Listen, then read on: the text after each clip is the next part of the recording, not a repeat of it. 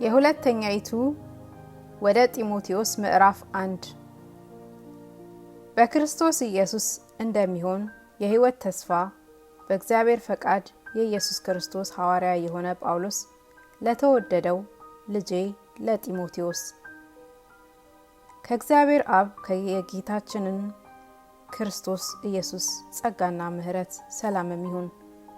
ሌትና ቀን በልመናዬ ሳላቋርጥ ስለማስብህ እንደ አባቶች አድርጌ በንጹህ ሕሊና የማመልከውን እግዚአብሔርን አመሰግናለሁ። እንባህን እያሰብሁ በደስታ ሞላ ዘንድ ላይህ እናፍቃለሁ።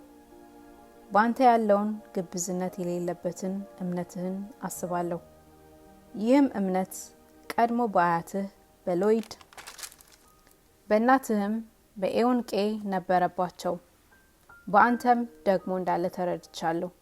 ስለዚህም ምክንያት እሳት እንደሚያቀጣጥል ሰው እጆቼን በመጫኔ በአንተ ያለውን የእግዚአብሔርን ስጦታ እንድታነሳሳ አሳስብሃለሁ። እግዚአብሔር የኃይልና የፍቅር ራስንም የመግዛት መንፈስ እንጂ የፍርሃት መንፈስ አልሰጠንምና። እንግዲህ በጌታችን ምስክርነት ወይም በእስረኛው በእኔ አትፈር፣ ነገር ግን እንደ እግዚአብሔር ኃይል መጠን ስለ ወንጌል አብረኸኝ መከራ ተቀበል።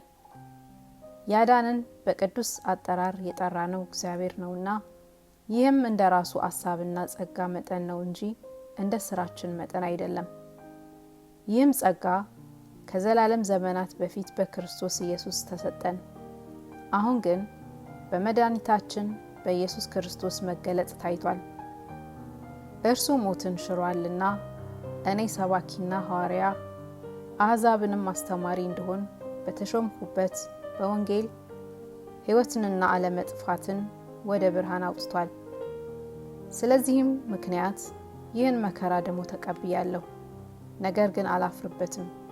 ያመንሁትን አውቃለሁና የሰጠሁትንም አደራ እስከዚያ ቀን ድረስ ሊጠብቅ እንዲችል ተረድቻለሁ። በክርስቶስ ኢየሱስ ባለ እምነትና ፍቅር አድርገህ ከኔ ሰማሁን ጤናማ ቃል ምሳሌ ያዝ። መልካሙን አደራ በእኛ በሚኖረው በመንፈስ ቅዱስ ጠብቅ። በእስያ ያሉት ሁሉ ከኔ ፈቀቅ እንዳሉ ታውቃለህ።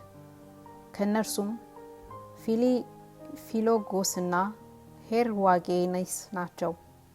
ጌታ ለሄኔሲፎሩ ቤተሰቦች ምሕረትን ይስጥ። ብዙ ጊዜ አሳርፎኛልና በሰንሰለቴም አላፈረበትም። ነገር ግን በሮሜ ባደረ ጊዜ ፈልጎ አገኘኝ። በዚያን ቀን ከጌታ ምሕረትን እንዲያገኝ ጌታ ይስጠው። በኤፌሶንም እንዴት እንዳገለገለኝ አንተ በደህና ታውቃለህ።